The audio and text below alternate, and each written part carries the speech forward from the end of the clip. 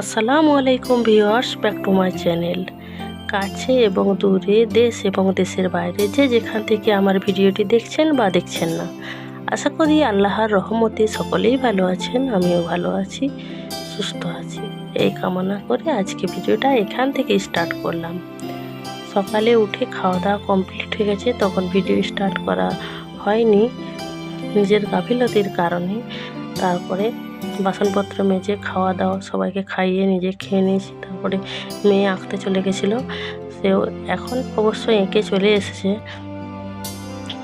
তারপরে আমি খাওয়া দাওয়া কমপ্লিট করে এই আনাজটা কুটে নিচ্ছি। বেশ কিছু আনাজ ছিল না, কিছু আলু আর ঢেঁড়স, এইগুলো দিয়ে রান্না চাপাবো। তারপরে হাজব্যান্ড বাজারে গেল বাজার করতে। আমাদের এখানে বাজার বসে না, হাট বসে, যাই হোক সেখানে গেছে। সবজি সব কিছুই কিনে নিয়ে আসবেন। তার আগে আমি যা ছিল তা দিয়েই শুরু করলাম। এখানে মাছ রান্না হবে, বুবু এই সজনা পাতা সজনা শাক তুলে এনেছেন, দিয়ে বুবুকে বললাম আপনি ওটা বেছে নেন। তারপরে আমি এখানে ভাত বসাতে এসে দেখি চুলোটার অবস্থা খুবই খারাপ। তার জন্য প্রথমে আগে আমি মাটি ভিজিয়ে দিয়েছিলাম, দিয়ে চুলোটাকে লাতা দিয়ে দিলাম। মাটির জিনিস শুধুই ভেঙে যায়। এখন তো চুলোর উপরে বেশি ধকল হয় না, কারণ গ্যাসেই রান্নাটা হয়। শুধু একদিন দুদিন ওই গাছের পাতা জমেছিল, তখনই হয়েছিল। আর শুধু ভাতটা এক চুলোতে হয়। তারপরে আমি দুদিকে চুলো সমস্ত কিছু আস্তে আস্তে মাটি দিয়ে লাতা দিয়ে দিলাম। প্রত্যেকদিন আমরা পারি না, হয়ে ওঠেনি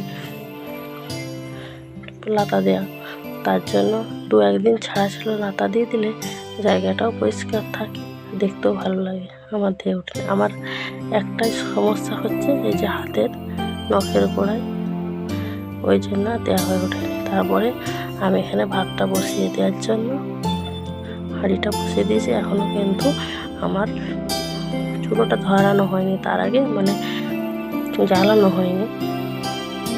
তার আগে আমি চাল আর পানিটা দিয়ে রেডি করে রাখলাম।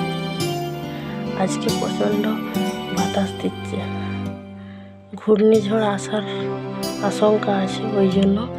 আর আজকে আমার রান্না করতে শুধু ভাতটাই চুলোয় করেছি, অবস্থা খুবই খারাপ হয়ে গেছিলো।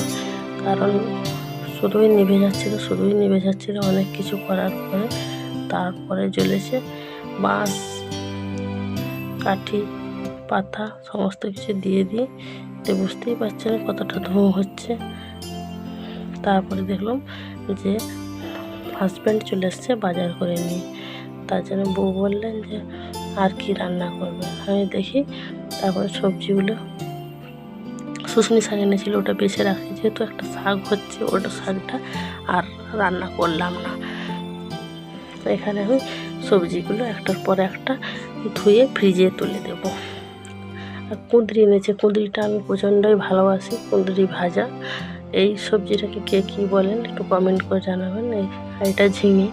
তারপরে এখন দেখছি আবার পান নিয়ে আসছে বাড়িতে খাবেন বলে। তারপরে চলে এসেছি, সমস্ত সবজিকে পরিষ্কার করে ধুয়ে একটু পানি ঝরিয়ে তারপরে ফ্রিজে তুলে দেবো, বেশ সুন্দর থাকে। এই গরমের দিনে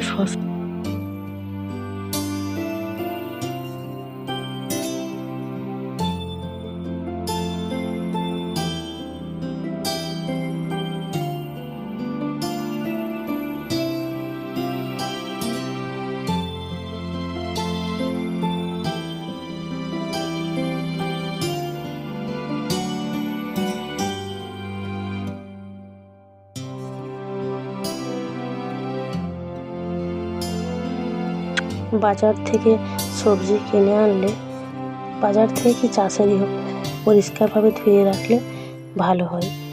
তারপরে বাজার হাটে কত মানুষের সংস্পর্শে আসছে, জীবাণু সব কিছুই থাকে, ধুলো বালি ময়লা, তার সঙ্গে জীবাণুও থাকে, পোকার লালা রস। তাই সমস্ত সবজি শসা ধুয়ে ধুয়ে নিলাম।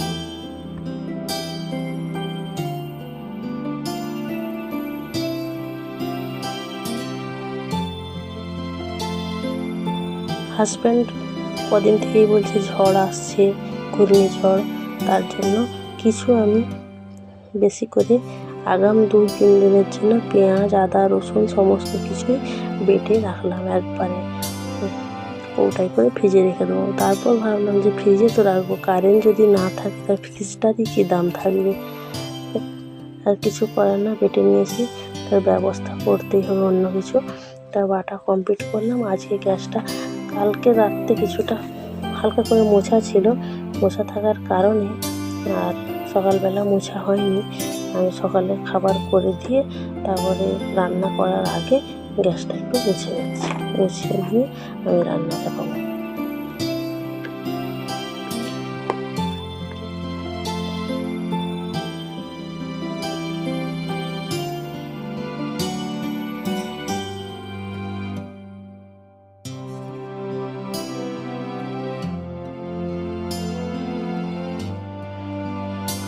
তারপরে আমি এখানে রান্নাটা বসিয়ে দেবো বলে ভাবলাম। এত বাতাস দিচ্ছে যে এই জানলাটার কাঁচ তো এখনও দেওয়া হয়নি, প্লাস্টার হয়নি, মানে কোনো কিছুই হয়নি। তারপরে আমি ওখানে একটা কাগজ দিয়ে দিলাম, বস্তা বা পেপার যাই বলি, দিয়ে আমি এখানে রান্নাটা আগে চাপিয়ে দিচ্ছি।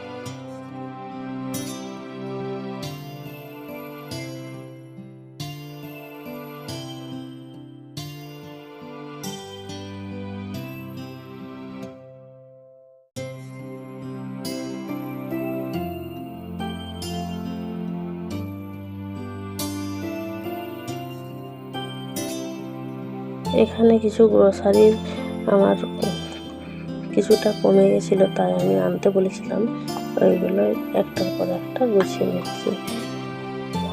আমার ভিডিওটি যদি কোনো নতুন বন্ধু দেখে থাকেন, প্লিজ আমার চ্যানেলটাকে সাবস্ক্রাইব করে দেবেন, পাশের বেল আইকনটা ক্লিক করে দেবেন, যাতে আমি ভিডিও ছাড়ার সঙ্গে সঙ্গে আপনাদের কাছে নোটিফিকেশান